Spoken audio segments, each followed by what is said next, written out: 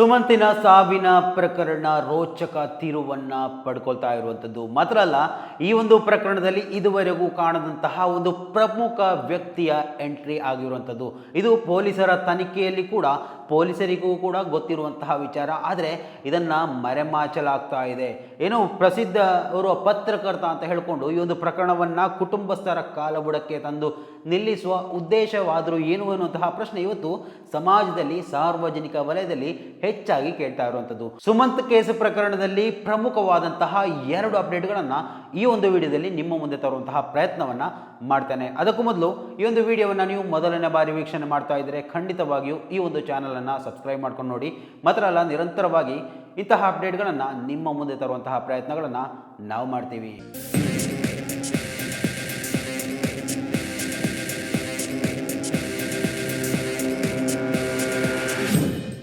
ಧನುರ್ಮಾಸದ ಪೂಜೆಗೆಂದು ತೆರಳಿದ್ದವ ಮಸಣ ಸೇರಿದ ಕಥೆಯನ್ನು ನಾವು ವಿವರವಾಗಿ ನಿಮ್ಮ ಮುಂದೆ ತಂದಿಟ್ಟಿದ್ದೆವು. ಆದರೆ ಆರೋಪಿ ಯಾರು ಎನ್ನುವುದರ ಬಗ್ಗೆ ಇದುವರೆಗೂ ಸುಳಿವೇ ಸಿಕ್ಕಿರಲಿಲ್ಲ. ಆದರೆ ಕೆಲವೊಂದು ಮಾಧ್ಯಮಗಳು ಈ ಒಂದು ವರದಿಯನ್ನು ದಾರಿ ತಪ್ಪಿಸುವಂತಹ ಪ್ರಯತ್ನಗಳನ್ನು ಮಾಡಿದರೂ ಕೂಡ ನಾವು ನಿಷ್ಪಕ್ಷಪಾತವಾಗಿ ಸುಮಂತನಿಗೆ ನ್ಯಾಯ ಸಿಗಬೇಕು ಎನ್ನುವಂತಹ ಒಂದೇ ಒಂದು ಉದ್ದೇಶದಿಂದ ಇದರ ಇಂಚಿಂಚು ಆಳ ಅಗಲವನ್ನು ನಿಮ್ಮ ಮುಂದೆ ತರುವಂತಹ ಪ್ರಯತ್ನಗಳನ್ನು ಮಾಡ್ತಾನೆ ಇದ್ದೆವು. ಒಂದೊಂದು ಸುಳಿವುಗಳು ಸಿಕ್ಕಾಗಲೂ ಕೂಡ ಅದನ್ನು ನಿಮ್ಮ ಮುಂದೆ ತರುವಂತಹ ಪ್ರಯತ್ನವನ್ನು ಮಾಡಿದೆವು. ನೀವು ಕೂಡ ತುಂಬ ಸಹಕಾರ ಕೊಟ್ಟಿದ್ದೀರಾ. ಇವಾಗ ನೀವು ಮಾಡಬೇಕಾದಂತಹ ಪ್ರಮುಖ ಕೆಲಸಗಳಲ್ಲಿ ಒಂದಾಗಿದೆ ಇಂತಹ ಮಾಹಿತಿಗಳನ್ನು ಜನಸಾಮಾನ್ಯರಿಗೆ ತಲುಪಿಸುವಂತಹ ಒಂದು ಪ್ರಯತ್ನವನ್ನು ಮಾಡಿ. ಯಾಕಂತ ಹೇಳಿದರೆ ಇಂತಹ ಅಸಾಮಾನ್ಯ ವಿಚಾರಗಳು ಹೊರಗಡೆ ಬರೋದಿಲ್ಲ. ಕೆಲವೊಂದು ಇಲಾಖೆಗಳದ್ದು ತಪ್ಪಿರುತ್ತೆ, ಕೆಲವೊಂದು ಆ ಒಂದು ಗ್ರಾಮಸ್ಥರ ತಪ್ಪಿರುತ್ತೆ, ಇನ್ನು ಮನೆಯವರದ್ದು ತಪ್ಪಿರುತ್ತೆ. ಆದರೆ ಇವೆಲ್ಲವನ್ನು ಸ್ವತಂತ್ರವಾಗಿ ನಿಮ್ಮ ಮುಂದೆ ಇಂತಹ ಸುಳಿವುಗಳನ್ನು ಕೊಡುವಂತಹ ಪ್ರಯತ್ನವನ್ನು ನಾವು ಮಾಡ್ತಾ ಇದ್ದೇವೆ.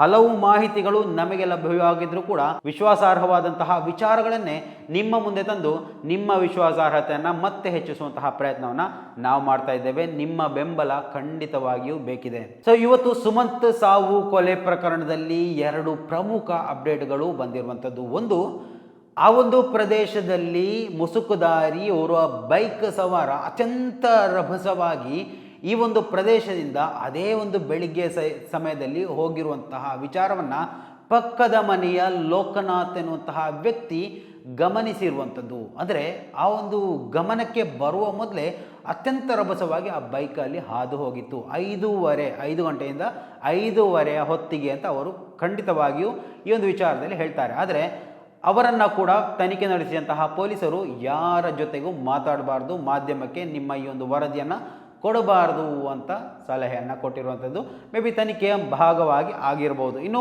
ಪಕ್ಕದ ಮನೆಯಲ್ಲಿರುವಂತಹ CCTV ದೃಶ್ಯಾವಳಿಗಳನ್ನು ಗಮನಿಸಿದಾಗ ಬೈಕ್ ಹಾದು ಹೋಗುವಂಥದ್ದು ಕಾಣುತ್ತೆ. ಆದರೆ ಬೈಕಿನ ಫೋಕಸ್ ಲೈಟ್ ಬಹಳಷ್ಟು ತೀವ್ರವಾಗಿದ್ದರಿಂದ ಈ ಒಂದು CCTV ಕ್ಯಾಮರಾಗೆ ಈ ವ್ಯಕ್ತಿಯನ್ನು ಕ್ಯಾಚ್ ಮಾಡಲಿಕ್ಕೆ ಸಾಧ್ಯ ಆಗೋದಿಲ್ಲ. ಅಷ್ಟು ಒಂದು ರೀತಿಯಲ್ಲಿ ಭಯಾನಕವಾದಂತಹ ಲೈಟ್ ಪವರಿಂದಾಗಿ ಅದು ಗೋಚರಿಸುವುದಿಲ್ಲ ಅನ್ನುವಂತಹ ಮಾಹಿತಿ ಬಂದಿರುವಂಥದ್ದು. ನೋಡಿ, ಹಲವು ಅಂತಲ್ಲ, ಕೆಲವು ಮಾಧ್ಯಮಗಳು ಈ ಒಂದು ವಿಚಾರವನ್ನು ಯಾವ ರೀತಿ ಡೈವರ್ಟ್ ಮಾಡ್ತಾ ಇದೆ ಅಂತ ಹೇಳಿದರೆ, ಇನ್ಯಾರನ್ನು ಒಂದು ರೀತಿಯಲ್ಲಿ ಯಾರನ್ನೂ ಡೌಟ್ ಪಡಲೇಬಾರ್ದು, ಮನೆಯವರನ್ನೇ ಡೌಟ್ ಮಾಡಬೇಕು ಅನ್ನುವಂತಹ ಒಂದು ರೀತಿಯಲ್ಲಿ ಸುದ್ದಿಗಳನ್ನು ಪ್ರಸಾರ ಮಾಡ್ತಾ ಇರುವಂಥದ್ದು. ನೋಡಿ, ಹಿರಿಯ ಪತ್ರಕರ್ತರು, ಪ್ರಮುಖ ಪತ್ರಕರ್ತರು, ಹಾಗೆ ಹೀಗೆ ಅಂತೇಳಿ ಜನಸಾಮಾನ್ಯರ ಸ್ವಾಸ್ಥ್ಯವನ್ನು ಕೆಡಿಸುವಂತಹ ಕೆಲವೊಂದಿಷ್ಟು ಜನ, ನಾನು ಹೆಸರು ಹೇಳ್ತಾ ಇಲ್ಲ, ಹಳೆಯ ವಿಡಿಯೋದಲ್ಲಿ ಆ ಒಂದು ಹೆಸರನ್ನು ಕೂಡ ಹೇಳಿದೆ. ಯಾಕಂತ ಹೇಳಿದರೆ ದಿನನಿತ್ಯವಾಗಿ ಅಣ್ಣನ ಮೇಲೆ, ತಂದೆ ಮೇಲೆ, ತಾಯಿ ಮೇಲೆ ನೋಡಿ ಮುಂದಿನ ದಿವಸಗಳಲ್ಲಿ ಈ ಒಂದು ಪ್ರಕರಣ ಬೆಳಕಿಗೆ ಬಂದೇ ಬರುತ್ತೆ. ನಾವಂತೂ ಈ ಒಂದು ಪ್ರಕರಣವನ್ನು ಕೈ ಬಿಡೋದೇ ಇಲ್ಲ. ಯಾಕಂತ ಹೇಳಿದರೆ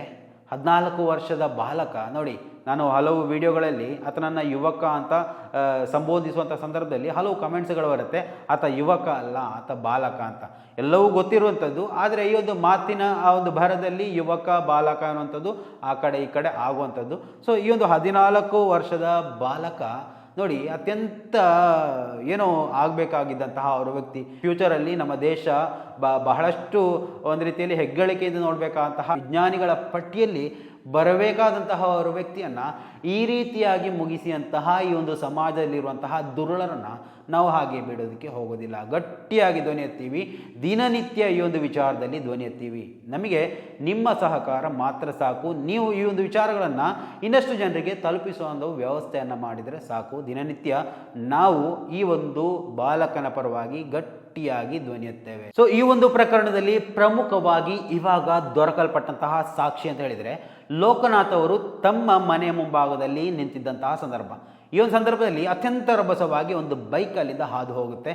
ಮಾತ್ರ ಅಲ್ಲ, ಅದು ಬರೀ ಹಾದು ಹೋಗಿದರೆ ಪರವಾಗಿಲ್ಲ, ತನ್ನ ಮುಂದುಗಡೆ ಸಿಕ್ಕಂತಹ ಒಂದು ಆಟೋ ರಿಕ್ಷಾಗೆ ಹೊಡ್ಕೊಂಡು ಹೋಗಿರುವಂಥದ್ದು. ಆಟೋ ರಿಕ್ಷಾಗೆ ಡ್ಯಾಮೇಜ್ ಆಗಿರುವಂಥದ್ದು, ಬೈಕ್ಗೂ ಡ್ಯಾಮೇಜ್ ಆಗಿದೆ. ಸೊ ಇವೆಲ್ಲವನ್ನು ಪೊಲೀಸ್ ತನಿಖೆ ಮಾಡ್ತಾ ಇರ್ಬೋದು. ಮೇ ಬಿ ಈ ಒಂದು ಬೈಕ್ ಇವಾಗ ಎಲ್ಲಿದೆ ಎನ್ನುವಂತಹ ವಿಚಾರವನ್ನು ನೋಡಬೇಕಾಗಿದೆ.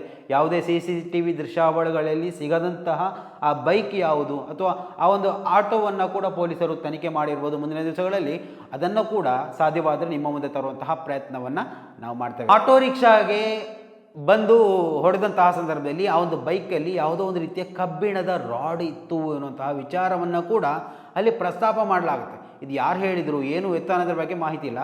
ಆದರೆ ಇವಾಗ ಕೇಳಿ ಬರ್ತಾ ಇರುವಂತಹ ವಿಚಾರ ಏನಪ್ಪ ಅಂದರೆ, ಆ ಒಂದು ಬೈಕ್ ಅತ್ಯಂತ ರಭಸವಾಗಿ ಹೋಗಿ ಆಟೋ ರಿಕ್ಷಾಗೆ ಆಕ್ಸಿಡೆಂಟ್ ಮಾಡಿದಂತಹ ಸಂದರ್ಭದಲ್ಲಿ ಆ ಒಂದು ಬೈಕಲ್ಲಿ ಒಂದು ರಾಡ್, ಕಬ್ಬಿಣದ ರಾಡ್ ಇತ್ತು ಎನ್ನುವಂತಹ ವಿಚಾರ ಅಂತ್ಯಕಂತಗಳು ಕೇಳಿ ಬರ್ತಾ ಇರುವಂಥದ್ದು. ಈ ಒಂದು ಪ್ರಕರಣದಲ್ಲಿ ಅತ್ಯಂತ ಪ್ರಮುಖವಾಗಿ ಗಮನಿಸಿದಂತಹ ವಿಚಾರ ಅಂದರೆ ಡಾಗ್ ಸ್ಕ್ವಾಡ್ ವಿಚಾರ. ಎಲ್ರಿಗೂ ಗೊತ್ತಿರ್ಬೋದು, ನಾಯಿ ಬಂದಿತ್ತು, ಶ್ವಾನದಳ ಬಂದಿತ್ತು, ಅದು ಏನು ಮಾಡ್ತು ಅಂತ ಕೇಳ್ತಾ ಇದ್ರು. ಸೊ ಆ ಒಂದು ಟಾರ್ಚನ್ನು ಸ್ಮೆಲ್ ಮಾಡಿದಂತಹ ಆ ಡಾಗ್ ನೇರವಾಗಿ ಮನೆಯಂಗಳಕ್ಕೆ ಬಂದು ಮನೆಯಂಗಳದ ಮುಖಾಂತರ ಮೇಲ್ಗಡೆ ಇರುವಂತಹ ಆ ಒಂದು ರಸ್ತೆಯನ್ನು ಹಿಡಿದು ಓಡಿದೆ ಎನ್ನುವಂತಹ ವಿಚಾರ ಕೂಡ ಇವಾಗ ಗೊತ್ತಾಗ್ತಾ ಇರುವಂಥದ್ದು. ಇದು ಬಹುಮುಖ್ಯವಾದಂತಹ ಒಂದು ಅಪ್ಡೇಟ್ ಅಂತಲೇ ಹೇಳ್ಬೋದು. ಯಾಕಂತ ಹೇಳಿದರೆ ಅದೇ ಒಂದು ದಾರಿಯಾಗಿ ಆಗಿತ್ತು. ಆ ಒಂದು ಮುಸುಕು ದಾರಿ ಬೈಕ್ 5:05 ಹೊತ್ತಿಗೆ ಅತ್ಯಂತ ರಭಸವಾಗಿ ಹೋಗಿ ಆಟೋ ರಿಕ್ಷಾಗೆ ಗೊದ್ದಿದಂತಹ ಆ ಒಂದು ವಿಚಾರ ನಡೆದಿರುವಂಥದ್ದು. ಸೊ ಅದೇ ಪಕ್ಕದ ಮನೆಯ CCTV ದೃಶ್ಯಾವಳಿ ಕೂಡ ಅದನ್ನು ನೋಡಿದಂತಹ ಸಂದರ್ಭದಲ್ಲಿ ಕೂಡ ಒಂದು ರೀತಿಯಲ್ಲಿ ಈ ಒಂದು ಫೋಕಸ್ ಲೈಟ್ನ ಒಂದು ಭರದಲ್ಲಿ ಅದು ಕೂಡ ಕಣ್ಮರೆಯಾಗಿತ್ತು. ಯಾರನ್ನು ತೋರಿಸುವಂತಹ ವಿಷುವಲ್ಸ್ ಅಲ್ಲಿ ಕಲೆಕ್ಟ್ ಮಾಡಲಿಕ್ಕೆ ಸಾಧ್ಯ ಆಗಿರಲಿಲ್ಲ. ಇನ್ನು ಸುಮಂತ್ನ ಮೃತದೇಹ ಸಿಕ್ಕಂತಹ ಆ ಒಂದು ಕೆರೆಯ ವಿಚಾರಕ್ಕೆ ಬರುವುದಾದರೆ ನೋಡಿ, ಆ ಒಂದು ಕೆರೆ ಯಾರಿಗೆ ಸಂಬಂಧಪಟ್ಟದ್ದು, ಆ ಒಂದು ತೋಟ ಯಾರಿಗೆ ಸಂಬಂಧಪಟ್ಟದ್ದು, ಈ ಒಂದು ವಿಚಾರದಲ್ಲಿ ಕೂಡ ಬಹುಮುಖ್ಯ ಅಪ್ಡೇಟ್ ಬರ್ತಾ ಇರುವಂಥದ್ದು. ಆ ಒಂದು ತೋಟ, ಆ ಒಂದು ಕೆರೆ ಶ್ಯಾಮಲ ಎನ್ನುವಂತಹ ಭಟ್ಟರಿಗೆ ಸಂಬಂಧಪಟ್ಟದ್ದು.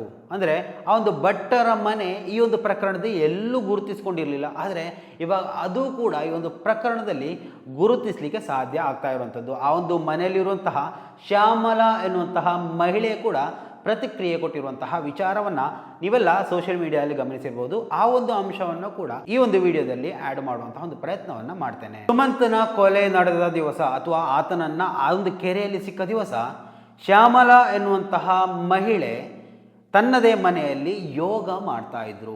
ಅಂದರೆ ಒಂದು 7-7:30 ಹೊತ್ತಿಗೆ ಈ ಒಂದು ವಿಚಾರ ಅವರಿಗೆ ಗೊತ್ತಾಗುತ್ತೆ. ಅವರ ಮನೆಗೆ ಬಂದು ಯಾರೋ ಹೇಳ್ತಾರೆ, ಅಂದರೆ ಅವರ ಮನೆ ಪಕ್ಕದಲ್ಲೇ ಆ ಒಂದು ಸೈಕಲನ್ನು ಕೂಡ ಇಡಲಾಗುತ್ತೆ ಅಂತ ಕಾಣಿಸುತ್ತೆ. ಸೊ ದಾರಿ ಬಂದು ಸೇರುವಂತಹ ಆ ಒಂದು ಪ್ರದೇಶ, ನಂತರ ತೋಟದ ಮುಖಾಂತರ ಕಿರು ದಾರಿ ಇರುವಂಥದ್ದು. ಆ ಒಂದು ತೋಟಗಳೆಲ್ಲವೂ ಇವರಿಗೆ ಸಂಬಂಧಪಟ್ಟದ್ದು. ಇವರಿಗೆ ಬೆಳಗ್ಗೆ ಯೋಗ ಮಾಡುವಂತಹ ಹವ್ಯಾಸ ಹೆಚ್ಚಾಗಿರುವಂಥದ್ದು. ಸೊ ಆ ಒಂದು ಸಂದರ್ಭದಲ್ಲಿ 7-7:30 ಹೊತ್ತಿಗೆ ಗ್ರಾಮಸ್ಥರು ಬಂದು CCTV ದೃಶ್ಯಾವಳಿಗಳನ್ನು ಕೇಳಿದಂತಹ ಸಂದರ್ಭದಲ್ಲಿ ಅವರು ಗಮನಿಸಿದ್ದು ಇಂತಹ ಒಂದು ವಿಚಾರ ನಡೆದಿದೆ. ಅದು ಕೂಡ ನಮ್ಮ ತೋಟದಲ್ಲೇ, ನಮ್ಮ ಕೆರೆಯಲ್ಲೇ ನಡೆದಿರುವಂಥದ್ದು ಎನ್ನುವಂಥದ್ದು. ಕೇಳಿ ಆ ಒಂದು ಮನೆಯಲ್ಲಿ ಒಂದು ರೀತಿಯಲ್ಲಿ ಆ ಮನೆಯನ್ನು ನೋಡುವಾಗಲೇ ಹಳೆಯ ಕಾಲದ ಮನೆ ಥರ ಕಾಣ್ತಾ ಇದೆ. ಸೊ ಆ ಒಂದು ಮನೆಯಲ್ಲೂ ಕೂಡ ಒಂದು ಸುತ್ತಮುತ್ತ 6 CCTV ಕ್ಯಾಮರಾಗಳಿದೆ. 6 CCTV ಕ್ಯಾಮರಾಗಳಂದರೆ ಈ ಒಂದು ವಿಚಾರ ಬಂದಂಥ ಸಂದರ್ಭದಲ್ಲಿ ಗೊತ್ತಾಗಿದ್ದು 2 ತಿಂಗಳಾಯಿತು ಆ CCTVಗಳು ವರ್ಕ್ ಆಗ್ತಾ ಇರಲಿಲ್ಲ. ನೋಡಿ, ಹಳ್ಳಿ ಪ್ರದೇಶಗಳಲ್ಲಿ CCTV ಇರುತ್ತೆ, ಆದರೆ ಅದು ಕೆಟ್ಟು ಹೋದರೆ ಅದನ್ನು ಅಷ್ಟು ಬೇಗ ಸರಿ ಮಾಡೋದಕ್ಕೆ ಹೋಗೋದಿಲ್ಲ. ಸೊ ಈ ಒಂದು ವಿಚಾರದಲ್ಲಿ ಅವರನ್ನು ಸಂದೇಹ ಪಡುವಂತಹ, ಅನುಮಾನ ಪಡುವಂತಹ ಯಾವುದೇ ವಿಚಾರಗಳಿಲ್ಲ. ಯಾಕಂತ ಹೇಳಿದರೆ ಒಬ್ವಿಯಸ್ಲಿ ಅದು ಎಲ್ಲ ಮನೆಗಳಲ್ಲೂ ನಡೆಯುವಂಥದ್ದು. ಒಮ್ಮೆ ಕೆಟ್ಟು ಹೋದರೆ ಅದನ್ನು ಮತ್ತೆ ಸರಿ ಮಾಡಬೇಕು ಅಂದರೆ ಒಂದಷ್ಟು ಟೈಮ್ ತಗೊಳುತ್ತೆ, ಅಷ್ಟು ಅದರ ಗೋಜಿಗೆ ಹೋಗೋದಿಲ್ಲ. ಅದೇ ಒಂದು ವಿಚಾರ ಬೆಳಕಿಗೆ ಬಂದಿರುವಂಥದ್ದು. ಆದರೆ ಅಲ್ಲಿ ಒಂದು CCTV ವರ್ಕ್ ಆಗ್ತಾ ಇತ್ತು. ನೋಡಿ, ಒಂದು CCTV ವರ್ಕ್ ಆಗ್ತಾ ಇತ್ತು. ಆ CCTV ದೃಶ್ಯಾವಳಿಗಳು ಆ ಒಂದು ಗೇಟ್ವರೆಗೆ ಫೋಕಸ್ ಆಗುತ್ತೆ ಹೊರತು ಹೊರಗಡೆ ಫೋಕಸ್ ಆಗೋದಿಲ್ಲ ಅನ್ನುವಂಥ ವಿಚಾರ. ಇನ್ನು ಶ್ಯಾಮಲ ಅವರ ಆ ಒಂದು ತೋಟದ ವಿಚಾರ ಹೇಳುವುದಾದರೆ 2 ಎಕರೆಗೂ ಮೀರಿದಂತಹ ಒಂದು ತೋಟ, ಆ ಒಂದು ಕೆರೆ ಒಳಗೊಂಡಿರುವಂತಹ ಒಂದು ತೋಟ. ಇನ್ನು ಅಲ್ಲಿ ಹೆಚ್ಚು ಸುದ್ದಿ ಮಾಡಿದಂತಹ ಒಂದು ಶೆಡ್, ಹಳೆಯ ಪಾಳು ಬಿದ್ದ ಕಟ್ಟಡ ಏನಿತ್ತು ಅದು ಕೂಡ ತುಂಬ ಹಳೆಯದು. ಅಲ್ಲಿ ಕೆಲಸಗಾರರು ಊಟ ಮಾಡೋದಕ್ಕೆ, ಆಮೇಲೆ ಡ್ರೆಸ್ ಚೇಂಜ್ ಮಾಡೋದು, ಏನು ತೋಟದ ಕೆಲಸಕ್ಕೆ ಬರ್ತಾರೆ ಅವರು ಉಪಯೋಗಿಸ್ತಾ ಇದ್ರು. ನಾನು ಹಳೆಯ ವಿಡಿಯೋದಲ್ಲಿ ಅದನ್ನು ನೋಡಿಕೊಂಡು ಅದೇ ರೀತಿ ಹೇಳ್ತಾ ಇದ್ದೆ. ಅಲ್ಲಿ ಯಾರು ಕೆಲಸಕ್ಕೆ ಬರ್ತಾರೆ ಅವರು ಉಪಯೋಗಿಸುವ ರೀತಿಯಲ್ಲಿ ಕಾಣ್ತಾ ಇದೆ. ಆ ಒಂದು ಪಂಪ್ ಶೆಡ್, ಆ ಒಂದು ಕೆರೆಯಿಂದ ನೀರನ್ನು ಪಂಪ್ ಮಾಡುವಂತಹ ಆ ಒಂದು ಶೆಡ್, ಅದು ಎಲ್ಲ ತೋಟಗಳು ಇರುವಂತಹ ಎಲ್ರಿಗೂ ಗೊತ್ತಿರುವಂಥದ್ದು. ಪ್ರತಿ ತೋಟಗಳಲ್ಲೂ ಇಂತಹ ಕೆರೆಗಳಿರುತ್ತೆ, ಕೆರೆಗಳ ಪಕ್ಕದಲ್ಲಿ ಇಂತಹ ಒಂದು ಶೆಡ್ ಇರುತ್ತೆ ಪಂಪನ್ನು ಇಡೋಕ್ಕೋಸ್ಕರ. ಅಥವಾ ಯಾರಾದರೂ ಕೆಲಸಗಾರರು ಇದ್ದರೆ ಅದನ್ನು ಡ್ರೆಸ್ ಬದಲಾವಣೆ ಮಾಡುವಂಥದ್ದು, ಇಂತಹ ಏನೆಲ್ಲ ಪ್ರಕ್ರಿಯೆಗಳು ಅಲ್ಲಿ ನಡೆಯುತ್ತೆ.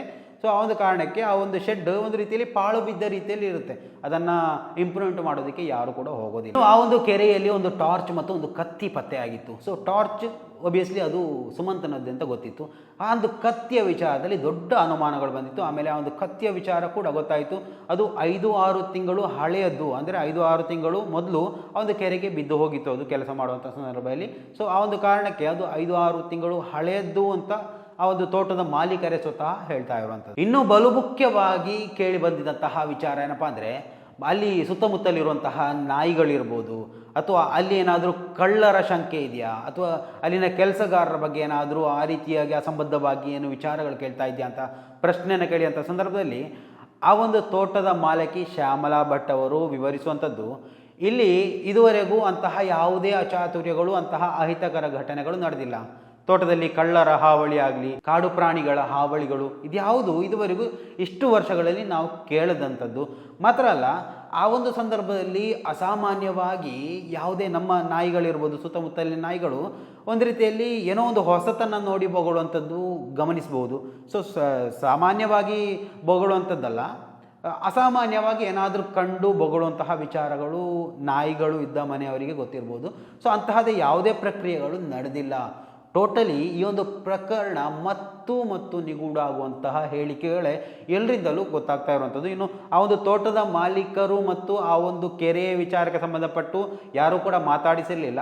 ಆದರೆ ರಾಕೇಶ್ ಆರುಂಡಿ ಎನ್ನುವಂತಹ ಅವರ ಪತ್ರಕರ್ತ ಈ ಒಂದು ವಿಚಾರವನ್ನು ಧೈರ್ಯ ಮಾಡಿಕೊಂಡು ಅವರನ್ನು ಮಾತಾಡಿಸಿದ್ದಾರೆ. ಆ ಒಂದು ವಿಚಾರ ಕೂಡ ಇಡೀ ಸೋಷಿಯಲ್ ಮೀಡಿಯಾದಲ್ಲಿ ಇವಾಗ ವೈರಲ್ ಆಗ್ತಾ ಇರುವಂಥದ್ದು. ಅಂದರೆ ಮಾಧ್ಯಮ ಯಾವುದೂ ಕೂಡ ಅಲ್ಲಿ ಹೋಗಿ ಮಾತಾಡಲಿಲ್ಲ, ಆ ತೋಟಕ್ಕೆ ಸಂಬಂಧಪಟ್ಟಂತಹ ವ್ಯಕ್ತಿಗಳನ್ನು ಮಾತನಾಡಿಸುವಂತಹ ಒಂದು ಪ್ರಯತ್ನವನ್ನು ಮಾಡಿರಲಿಲ್ಲ. ಸೊ ಅದು ಕೂಡ ಇವಾಗ ಆಗಿರುವಂಥದ್ದು. ಟೋಟಲಿ ಆ ಒಂದು ಗ್ರಾಮದಲ್ಲಿ ಈ ಒಂದು ನಿಗೂಢ ಸಾವಿನ ರಹಸ್ಯವನ್ನು ಭೇದಿಸಲಿಕ್ಕೆ ಹಲವು ಮಾಧ್ಯಮ ಪ್ರವರ್ತಕರು ಅಲ್ಲಿ ಹಲವು ದಿವಸಗಳಾಯಿತು ಕಠಿಣವಾದಂತಹ ಪ್ರಯತ್ನಗಳನ್ನು ಮಾಡ್ತಾ ಇರುವಂಥದ್ದು. ಒಂದು ನಾವು ಪ್ರಮುಖವಾಗಿ ಗಮನಿಸಬೇಕಾದಂತಹ ಇವಾಗ ಒಂದು ರೀತಿಯಲ್ಲಿ ದೊಡ್ಡ ಮಟ್ಟದಲ್ಲಿ ಸಂದೇಹಗಳು ಮೂಡ್ತಾ ಇರುವಂತಹ ವಿಚಾರ ಆ ಒಂದು ಲೋಕನಾಥ್ ಅವರು ಹೇಳಿರುವಂತಹ ಪ್ರತಿಕ್ರಿಯೆ. ಅಂದರೆ ಒಂದು ಬೈಕ್ ಬಂದಿತ್ತು, ಮುಸುಕುದಾರಿಯಾಗಿದ್ದ, ಅತ್ಯಂತ ರಭಸವಾಗಿ ಹೋಗಿದ್ದಾನೆ ಆ ಒಂದು ಟೈಮಲ್ಲಿ. ಇನ್ನು ರಿಕ್ಷಾಗೆ ಆತ ಆಕ್ಸಿಡೆಂಟ್ ಮಾಡಿಕೊಂಡು ಹೋಗಿರುವಂಥದ್ದು ಮಾತ್ರ ಅಲ್ಲ, ರಿಕ್ಷಾದಲ್ಲಿದ್ದವ ಇದನ್ನು ಗಮನಿಸಿರುವಂಥದ್ದು ಆ ಒಂದು ಬೈಕಲ್ಲಿ ಒಂದು ದೊಡ್ಡ ಕಬ್ಬಿಣದ ರಾಡ್ ಇತ್ತು ಎನ್ನುವಂತಹ ವಿಚಾರದಲ್ಲಿ. ಈ ಮಾಹಿತಿಗಳು ಖಂಡಿತವಾಗಿ ಪೊಲೀಸರಿಗೆ ಗೊತ್ತಾಗಿರುತ್ತೆ. ಆದರೆ ಜನಸಾಮಾನ್ಯರಿಗೆ ಸುಮಂತ್ ಪ್ರಕರಣದಲ್ಲಿ ಏನೆಲ್ಲ ಆಗ್ತಾ ಇದೆ ಅನ್ನೋದರ ಬಗ್ಗೆ ಒಂದು ಕಂಪ್ಲೀಟ್ ಡೀಟೇಲ್ಸನ್ನು ನಾವು ದಿನನಿತ್ಯ ಕೊಡ್ತಾ ಇರ್ತೇವೆ. ಸೊ ಅದರ ಭಾಗವಾಗಿ ಈ ಒಂದು ಅಪ್ಡೇಟನ್ನು ನಿಮ್ಮ ಮುಂದೆ ತರ್ತಾ ಇರುವಂಥದ್ದು. ಸೊ ಸ್ನೇಹಿತರೆ, ಇವತ್ತು ಈ ಒಂದು 2 ಅಪ್ಡೇಟ್ಗಳು ಬಹಳಷ್ಟು ಪ್ರಮುಖವಾದದ್ದು, ಬಹಳಷ್ಟು ಈ ಒಂದು ಕೇಸ್ನಲ್ಲಿ ಪ್ರಮುಖ ಪಾತ್ರವನ್ನು ಮುಂದಿನ ದಿವಸಗಳಲ್ಲಿ ವಹಿಸುವಂಥದ್ದು. ಸೊ ಆ ಒಂದು ಕಾರಣಕ್ಕೆ ಇದನ್ನು ನಿಮ್ಮ ಮುಂದೆ ತರುವಂತಹ ಪ್ರಯತ್ನವನ್ನು ಮಾಡಿದ್ದೇನೆ.